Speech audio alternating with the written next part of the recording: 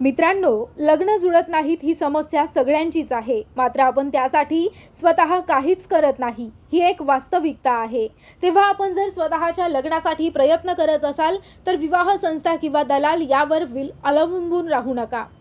आम्ही काही उपाय सुचवत आहोत. हे उपाय जर तुम्हाला पटत असतील तर पहा. हे उपाय केल्यास तुमचं लग्न गॅरंटीने जुळणार याची हमी या व्हिडिओच्या माध्यमातून देत आहोत. आलेला आहे की त्यांच्या जे काही पालकाचा आम्हाला फोन आला होता, त्यांची रेकॉर्डिंग सुद्धा या व्हिडिओच्या शेवटी तुम्हाला मी ऐकवणार आहे. आणि जसं मुलं जे गरीब शेतकरी कष्टकरी कुटुंबातील हे लग्नासाठी परेशान आहेत, तर तसे बऱ्याच ठिकाणी मुलींचे पालक सुद्धा लग्नासाठी त्रस्त आहेत, परेशान आहेत. आणि मग आपण काय करतो की दोष हा एकमेकांना देत सुटतो की लग्न जुळत नाही, जुळले तर टिकत नाहीत, टिकले तर भानगडी वाढतात. बऱ्याच ठिकाणी असं आहे की नवरा बायको हे सुद्धा एकमेकांपासून विभक्त राहतात. विभक्त म्हणजे वेगवेगळे राहतात. की बऱ्याच अशा लग्नानंतर भानगडी सुरू आहेत की काय होतं की सगळं सुरळीत चालू असतं, वर्ष, दीड वर्ष, 2 वर्ष जातं आणि अचानक त्या कुटुंबामध्ये आकस्मिकपणे काहीतरी प्रॉब्लेम उद्भवतात. मुलगा व्यसनी होतो किंवा सासू सुनांचं पटत नाही, नणद भावजायचं पटत नाही, नवरा बायकोचं पटत नाही. 1760 कारणं त्याच्यासाठी समोर येतात. आणि बऱ्याचदा असंही होतं की समाजामध्ये जे काही आपण अनैतिकता म्हणू किंवा ज्याला व्यभिचार म्हणता येईल, त्या व्यभिचाराचं प्रमाण सुद्धा मोठ्या प्रमाणामध्ये वाढलेलं आहे. संशयाच्या भुतातून आपण सोशल मीडियावर, समाज माध्यमावर नेहमी बघतो की लॉजवर गेली, लॉजवरच खून झाला, असं झालं, तसं झालं, शेतात भेटायला गेली तुरीच्या ओळीत. ह्या अशा 1760 भानगडी वाढलेल्या आहेत. आमच्याकडे एक काही दिवसांपूर्वी एक घटना आली.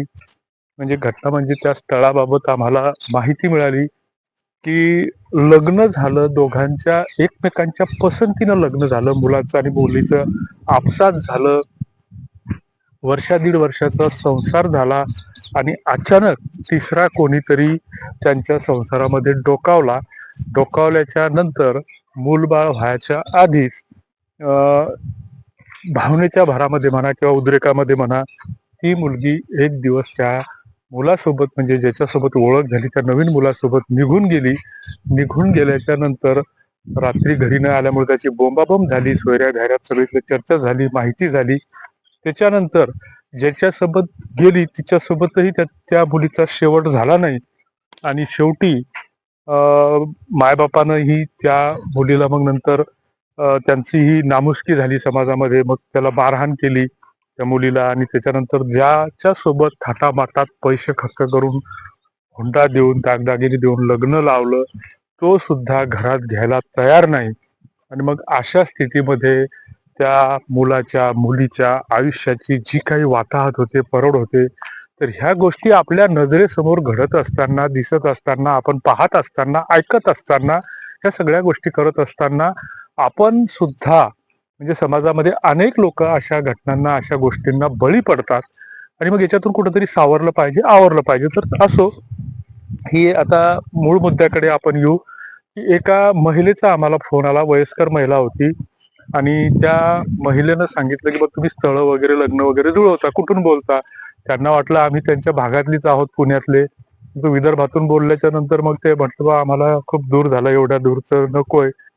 तर म्हटलं, बा आमचं ऑनलाईन असतं, तर तुमच्या ओळखीत जर एखादं आमच्या पुणे भागातलं एखादं स्थळ असेल तर सांगा. मुलगी घटस्फोटीत आहे, तिचं 30-32 वर्षाचं वय आहे. त्या मुलीला एक अपत्य सुद्धा आहे, 5-6 वर्षाची मुलगी आहे. आणि त्या मुलीला मुलीसह स्वीकारणार आहे. कारण पहिली जी वाताहत झाली तर ती कुठेतरी व्यसनामुळे झाली. आणि व्यसनामुळे झाल्याच्या नंतर मग बऱ्याच दिवसापासून ती मुलगी माहेरात आईकडे राहते, वडील नाहीत तिला. आणि मग अशा स्थितीमध्ये त्यांना एक सुरक्षित स्थळ हवंय. आणि ते स्थळ हवं म्हणजे ती चुलते वगैरे तिचे जे काय आहेत, तर त्यांचंच त्यांनी पालकत्व स्वीकारलेलं आहे, तेच तिचा सांभाळ करतात. आणि अशा स्थितीमध्ये वर्ष 2 वर्षाच्या नंतर लग्न झाल्यावर त्या मुलीचा नवरा जो आहे तो दारूच्या आहारी गेला. मग त्यांची कुठंतरी भांडणं व्हायला लागले, पटणं गेलं. आणि मग अशा स्थितीमध्ये ही मुलगी मग त्या मुलीला घेऊन माहेरात राहत होती. नंतर त्यांचा रीतसर कायदेशीर घटस्फोट झाला पोटगी वगैरे घेऊन, आणि मग या सगळ्या गोष्टी झाल्याच्या नंतर आता त्यांना पुढचं आयुष्य कुणाच्या भरोश्यावर कसं घालवायचं, त्याच्यासाठी एक प्रत्येकाला एक आधार हवा असतो. आणि मग त्या आधाराच्या हिशोबाने त्यांना स्थळ हवा आहे.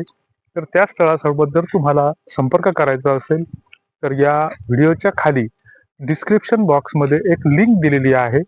त्या लिंकवर क्लिक केलं तर ती लिंक तुम्हाला आमच्या मेलवर घेऊन जाईल.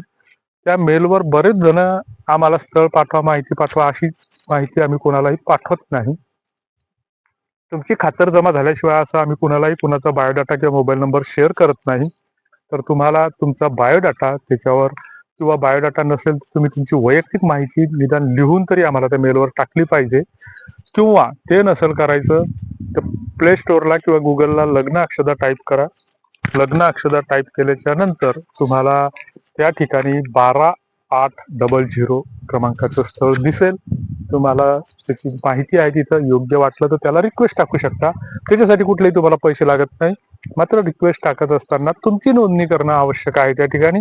जर समजा तुम्ही एक त्रयस्थ म्हणून किंवा तुमच्या मुलासाठी, भाच्यासाठी किंवा अन्य कोणासाठी जर ते स्थळ शोधत असाल तर तिथं मदतीसाठी आमचा ऑप्शन आहे, तिथं तुम्ही संपर्क करू शकता. जे लग्न अक्षदा नावाचं जे आमचं दुकान आहे तर ते फुकट आहे, मोफत आहे. मात्र ते कसं आहे, त्याची कार्यपद्धती कशी आहे हे समजून घेणं तुम्हाला आवश्यक आहे. विनाकारण कुठल्याही गोष्टीची जर आपल्याला माहिती नसेल पुरेपूर तर त्याच्या नादाला न लागलेलं बरं असतं. तुर्तास धन्यवाद.